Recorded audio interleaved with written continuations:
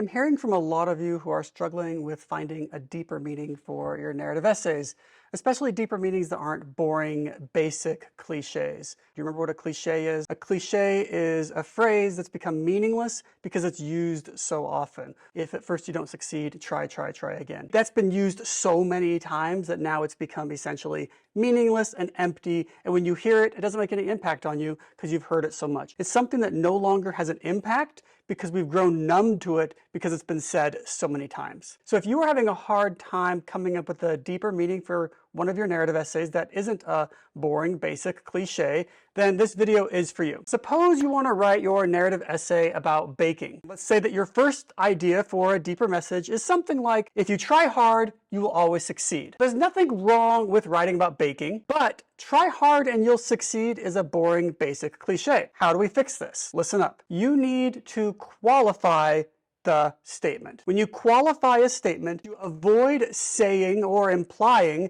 that something is always or never true, because most things are rarely, if ever, always or never anything. For example, let's think about the phrase, if you try hard, you'll succeed. Has anyone ever worked hard and still failed? Have you ever worked hard and still failed? Yeah, you have. Is it always true that if you work hard, you will always succeed? No, that's not always true. Let's think about it with baking. Can you imagine someone working really hard on a cake, but then the cake doesn't turn out? Yeah, that's happened to my wife before, and she's a really talented baker. So, is it always true in baking that if you work hard, you will succeed? No, it's not always true in life, it's not always true in baking, and so if that's your message, you're wrong. Right now, you may be thinking, but come on, Mr. Gunther, you know what I mean. No, I don't. You don't get credit for things that you don't say. I don't know what you mean unless you say it. When you say, if you work hard, you'll succeed, you're saying, if you work hard, you'll always succeed. And if you're saying this, then this either means that you're naive, if you really believe that, or that you're a lazy writer. Now, when I say you're a lazy writer, I'm not calling you a bad person. I'm not calling you lazy.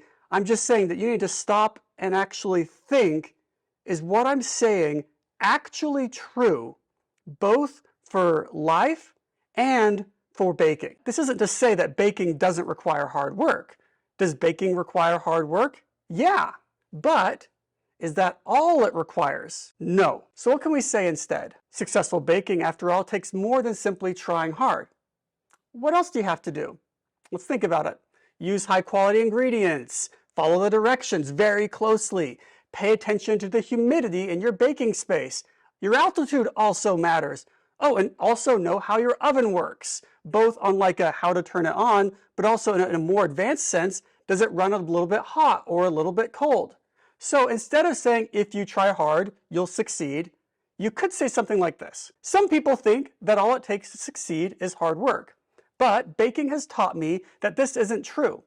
I've worked really hard on some really crappy cakes. Hard work only pays off if you are careful about the details, are aware of your environment, and are a master of your tools. But even then, there are rarely any guarantees for success. Instead of basing my success on baking on how well a bake turns out, I've learned to focus on the process and to enjoy small wins. That's actually true for baking. So when you're looking at your own narrative essay, ask yourself, is it 100% true for my topic? Is it 100% true for life? All right, have fun.